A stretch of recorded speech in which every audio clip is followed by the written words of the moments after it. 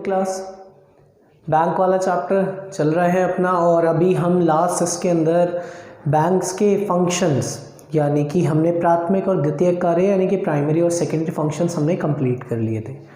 आज हम एक बैंक का काफ़ी इम्पॉर्टेंट फंक्शन पढ़ने वाले हैं जो कि है क्रेडिट क्रिएशन।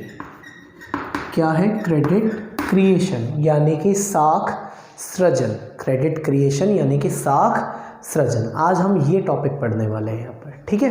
देखिए, क्रेडिट क्रिएशन साख सृजन का मतलब क्या है कि जब बैंक्स में पैसा आता है ना तो बैंक उसको कई गुना करने की क्षमता रखता है। तो आज हम देखेंगे किस तरीके से आए हुए पैसे को बैंक कई गुना कर पाता है, ठीक है। तो आज हम एक प्रोसीजर यहाँ पर पढ़ने वाले हैं कि आए हुए पैसे को बैंक किस तरीके से कई गुना कर पाता है। तो देखिएगा, हम बात करते हैं सबसे पहले इनिशियल डिपॉजिट्स की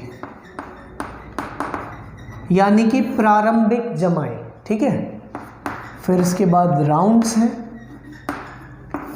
देन इसके बाद डिपॉजिट्स हैं, फिर इसके बाद लोन है और इसके बाद LRR है। LRR का मतलब होता है नगद कोष। नगद कोष मतलब LRR का मतलब क्या है? देखिए, बैंक में किसी ने 10,000 रुपये जमा कराए। अब बैंक उससे ये थोड़ी पूछेगा भाई साहब आज आ रहे हो क्या पैसे लेने के लिए? नहीं, आज तो नहीं आ रहे। भाई साहब कल आओगे क्या पैसे लेने के लिए? ऐसे थोड़ी करता है बैंक। बैंक बिल्कुल नहीं करता ऐसे। तो फिर कल को अगर वो आ गया तो बैंक उसको पैसा कहाँ से देगी? अगर बैंक ने 10,000 रुपये जो उसके आए थे उसको अगर किसी को लोन पर दे दिया तो बैंक उसको पैसा कहाँ से दे पाएगी? तो इसलिए बैंक क्या करती है, बैंक आए हुए पैसों में से कुछ पैसा उठाकर रखती, ठीक है, कि कल को कोई व्यक्ति पैसा आए लेने तो हम उसमें से पैसा दे सके। अब आप कहोगे कि उसके जो 10,000 रुपये हैं तो 10 में से आपने मानकर चलो 500 रुपये रखे तो 500 में कैसे पार पड़ेगी? तो भैया बात ये है कि खाली एक ही ग्राहक थोड़ी आया है पैसे जमा कराने। मानकर चलो कि 100 ग्राहक आ गए पैसे जमा कराने, निकालने वाले 2-3 ही आए तो काम हो जाएगा ना। पैसे आते रहेंगे जाते रहेंगे। हो सकता है कि 2 लोगों का पैसा हम लोन पर ना दें, वो इनकी पेमेंट के लिए रख ले बैंक, यही तो होगा ना। तो इसलिए आए हुए पैसों में से कुछ पैसा बैंक को अपने पास रखना पड़ता है ताकि यदि जिसने पैसा किसी भी व्यक्ति ने जो जमा कराया है वो उसको पैसा दिया जा सके, ठीक है। तो देखो, हमको एक परसेंटेज फिक्स करना होगा कि कितने परसेंट से बैंक रिजर्व रखता है। मान लीजिए कि बैंक 10% से रिजर्व रखता है कि आए हुए पैसों का 10% बैंक में क्या होगा? रिजर्व होगा। तो देखना, एक पर्सन था जिसने बैंक में 1,000 रुपये जमा कराए। कितने रुपए जमा कराए? 1,000। लेकिन हम आगे बढ़ने से पहले एक चीज़ ज़रूर समझ लें, ये जो क्रेडिट क्रिएशन प्रोसेस यानी कि साख सृजन की प्रक्रिया है ना, इस प्रक्रिया का 2 अजम्पशंस बहुत ज़रूरी है। 2 मान्यताओं के आधार पर ही ये प्रक्रिया काम करती है। पहली जो अजम्पशन है, पहली जो मान्यता वो ये है कि देश में जो आप अभी पढ़ते हो ना, अलग अलग बैंक है, SBI है, बैंक ऑफ बड़ौदा है, HDFC है, एक्सिस है, PNB है, अलग अलग है। ऐसा कुछ नहीं है। बैंक पूरे देश में एक ही है। क्या है? एक ही बैंक है, SBI या मान लो PNB। बाकी सब पूरे देश में जितने भी बैंक्स चल रहे हैं अभी वो सब PNB की ब्रांचेस है। तो बैंक क्या है? एक ही है। दूसरी अजम्पशन कि चाहे ट्रांजैक्शन आप 1,00,000 रुपए की करो, चाहे ट्रांजैक्शन आप 1 रुपए की करो, कैश में कोई ट्रांजैक्शन नहीं होगी। जितनी भी ट्रांजैक्शन होगी सब खातों के थ्रू होगी, अकाउंट्स के थ्रू होगी, बैंक के थ्रू होगी। कैश में कोई ट्रांजैक्शन नहीं होगी। ये 2 बात बहुत ज़्यादा ज़रूरी है। तो हम स्टार्ट करते हैं। देखिए, एक व्यक्ति था जिसने 1,000 रुपये जमा कराए। तो पहले राउंड के अंदर बैंक में कितने रुपए आए? 1,000। बैंक, अभी हमने पढ़ा कि बैंक आए हुए रुपयों का कुछ परसेंट क्या करेगा? सेव। तो बैंक ने 1,000 का 10% यानी कि 100 रुपये क्या कर लिए? सेव कर लिए। तो बाकी 900 रुपये का क्या दे दिया? लोन दे दिया। बाकी 900 का क्या दे दिया? लोन। मान लो लोन मेरे नाम पर ही दिया तो मेरे खाते में बैंक ने 900 रुपये दे दिए, खत्म। अब मैं उसको यूज़ करूँगा, चाहे मैं उसको किसी सही जगह, काम की जगह लगाऊं जहाँ से मैं पैसा कमा सकूं, या फिर मैं उसको अपने शौक के लिए इस्तेमाल करूं, कुछ भी करूं। मैं 900 रुपये अब यूज़ करूँगा। मान लो मैं किसी की शॉप पर गया, एक सुपरमार्केट के अंदर जहाँ सब तरीके का सामान मिलता था, मैंने 900 के 900 रुपये खर्च कर दिए। ठीक है, कोई दिक्कत नहीं है। मेरे खाते से तो 900 गए, बैंक ने तो पहले ही मेरे को 900 दे दिए थे, तो बैंक के लिए तो अब 900 का मैं यूज़ करूँ या ना करूँ, बात ही खत्म हो गई। मैंने जिसको पेमेंट की 900 रुपये की, उसके अकाउंट में कितने रुपए आए? 900 आ गए, 900 रुपये। अच्छा, अब एक बात बताओ, सबका बैंक क्या है? एक। अभी हमने अजम्पशन पढ़ी थी ना, मान्यता कि सारे बैंक क्या है? एक ही है, पीएनबी। तो मेरे पीएनबी के खाते से उसके पीएनबी के खाते में पैसे चले गए, यही तो हुआ। मेरे पीएनबी के, और हमने पढ़ा था कि कोई भी ट्रांजैक्शन कैश में होगी नहीं, तो 900 रुपये जो खर्च हुए वो खाते से ही खर्च हुए, और जिसको भी दिए उसके खाते में ही गए। और कौन से खाते से खर्च हुए थे? पीएनबी के। और गए भी कौन से खाते में? पीएनबी के। यानी कि घूम फिर कर इस पीएनबी बैंक के नए डिपॉजिट्स कितने रुपए के आ गए? 900 रुपये के। कितने के? 900 रुपये के आ गए ना, क्योंकि बैंक ये तो मुझे 900 रुपये दे चुका था। अब मैं यूज़ करूँ या नहीं करूँ बैंक को मतलब नहीं, लेकिन अगर मैंने यूज़ कर लिया तो जिसके खाते, जिसके पास जाकर मैंने यूज़ किया वो पैसा, जिसकी दुकान पर जाकर खर्च किया, उसके खाते में कितने रुपए आ गए? 900। और वो कौन से अकाउंट में? पीएनबी के अकाउंट में। तो पीएनबी के अकाउंट से निकले थे और घूम के कहाँ से आ गए? पीएनबी के अकाउंट में। अब मैं 900 यहाँ क्यों नहीं लिख रहा? वो इसलिए नहीं लिख रहा क्योंकि ये 900 देखा जाए तो इसी 1000 का टुकड़ा ही तो है, नया 900 थोड़ी है। मैं नए, देखो ये मैं एक प्रक्रिया समझा रहा हूँ जहाँ पर किसी बंदे ने 1000 रुपये जमा कराए। ऐसे तो पता नहीं कितने लोग जमा कराते रहते हैं, सबका प्रोसेस सेम ही होता है। हम एक का समझेंगे तो सबका समझ में आ जाएगा। तो बैंक में आपकी बार कितने रुपए आए? 900 रुपये आए। कितने रुपए आए? 900। तो बैंक आए हुए रुपयों का कितना % नगद कोष में रखेगी? LRR, यानी कि सेव कितना करेगी? 900 का 10%, 90 रुपये। और बाकी का क्या दे देगी? बैंक लोन दे देगी। मान लो किसी बंदे के नाम पर बैंक ने लोन दे दिया। अब वो बंदा बैंक में से जो लोन पर पैसा उसने लिया है उसका क्या करेगा? खर्चा करेगा, नहीं करेगा? वो किसी की दुकान पर पैसा क्या कर देता है? खर्च कर देता है। कोई इशू नहीं है इस चीज़ में, खर्च भी हो गया। उसके खाते से 810 कटे और कहाँ गए? अच्छा, उसको तो बैंक दे चुकी थी, वो तो बैंक ने दे दिया। बैंक तो कह रही है हमको तो किस्तें देते रहना, बात खत्म, तुम यूज़ करो या मत करो। लेकिन किसी और के खाते में 810 आए तो वो उसके खाते में जमा हुए ना कितने रुपए? 810, क्योंकि इसने खर्च कितने किए थे? 810। अब आप कहोगे कि एक बार में नहीं किया हो, टुकड़े में किया हो। मैं तो मान लो 4 किस्तों में किया, लेकिन होलसेल अमाउंट बता रहा हूँ कि किसी के खाते में जाएंगे कितने? 810 ही तो जाएंगे। 810 ही तो जाएंगे। मानकर चलो कि एक जने के खाते में नहीं गए, 405 405 दो जी के खर्च किया, कोई दिक्कत नहीं है। गया तो पीएनबी के अकाउंट में ही है ना, गया तो टोटल 405 और 405 मिलाकर कितना होगा?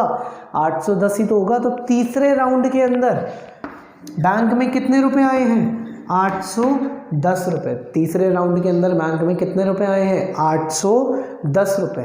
तो अब 810 का 81 रुपये बैंक क्या कर लेगी? सेव। और बाकी का 729 रुपये का क्या दे देगी? लोन। अब ऐसे तो क्या है, ये चलता रहेगा भाई।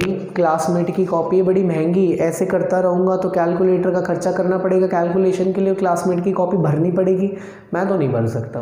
तो अब मुझे जानना तो ये है ना कि बैंक ने टोटल पैसा कितना जनरेट किया, कितना लोन दिया। तो मुझे चाहिए एक शॉर्ट फार्मूला जो मेरी कैलकुलेशन सीधी निकाल दे, ताकि मेरे को हर लेवल पर ऐसे करना ना पड़े। तो एक फॉर्मूला है, देख 2 फॉर्मूले बेसिकली। एक है MM, इसका मतलब है मनी मल्टीप्लायर। फॉर्मूला है 1/LRR।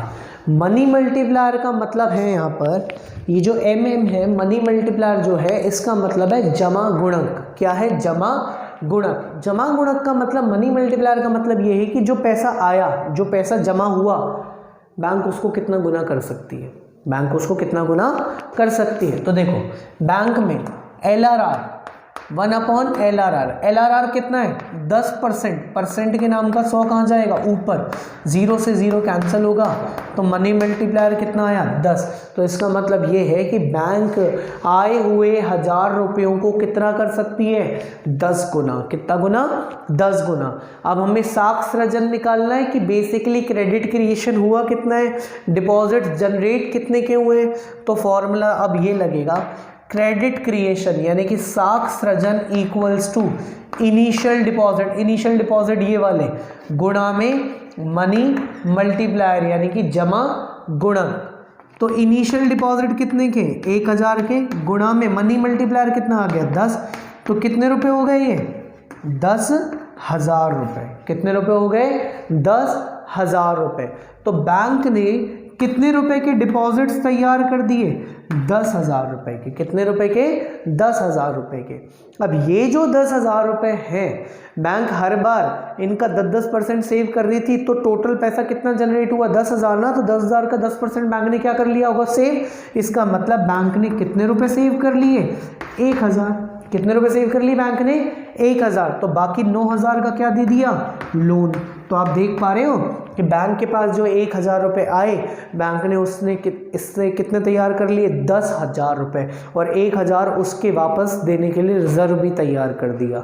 लेकिन ये गलत फहमी दिमाग से निकाल देना कि ये 10 के 10,000 रुपये बैंक के हैं या ये 9 के 9,000 रुपये बैंक के हैं, क्योंकि जिन लोगों ने जमाएँ करवाई हैं वो पैसा भी तो लेने आएंगे।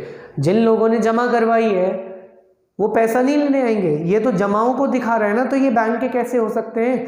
और ये बैंक ने लोन दिया है, चलो ये है तो बैंक का पैसा, लेकिन बैंक को जमाई भी तो चुकानी है ना, नहीं चुकानी भाई। बैंक ने ये लोन दे दिया, कितने का? 9,000 का। और बैंक में जमा कितनी आई थी? 10,000। ठीक है साहब, बैंक ने लोन दिया 9,000 का और बैंक में जमा कितनी आई थी? 10,000। तो जिन्होंने बैंक में जमा कराया उनको पैसा देना पड़ेगा, और जिनको बैंक ने लोन दिया उनसे पैसा लेना पड़ेगा। तो लोन तो दिया है 9,000 का और जमा आई है कितने की? 10,000 की। तो क्या बैंक घाटे में? बिल्कुल नहीं। बैंक कमाता है ब्याज। ये भी बैंक का पैसा नहीं है, ये भी बैंक का पैसा नहीं है। बैंक का पैसा तो यहाँ तैयार होगा ब्याज में। किस में तैयार होगा? ब्याज में। देखो कैसे, बैंक जमाओं पर ब्याज कम देता है और बैंक कर्ज पर ब्याज ज़्यादा लेता है। बैंक डिपॉजिट्स पर इंटरेस्ट कम देता है और बैंक लोन पर इंटरेस्ट क्या लेता है? ज़्यादा चार्ज करता है। मानकर चलो कि 5% देता है बैंक ब्याज, तो 1000 का 5% कितना हुआ? 50 रुपये। और बैंक 15% चार्ज करता है। कितना परसेंट चार्ज करता है? 15%। तो 900 का 15% कितना हो गया? 135 रुपये। तो बैंक ने देखो ना, ब्याज में कमाए 135 और देने कितने? 50, बाकी बैंक की जेब में। ऐसे 900 का 5% 45 रुपये बैंक को देने हैं, और 810 का 15% बैंक को क्या मिलेगा? ब्याज मिलेगा। लगभग 121.50 कुछ करके होंगे। देखो ये कमाई हो रही है बैंक की। आ रही बात समझ में? ये कोई पैसा बैंक का नहीं है।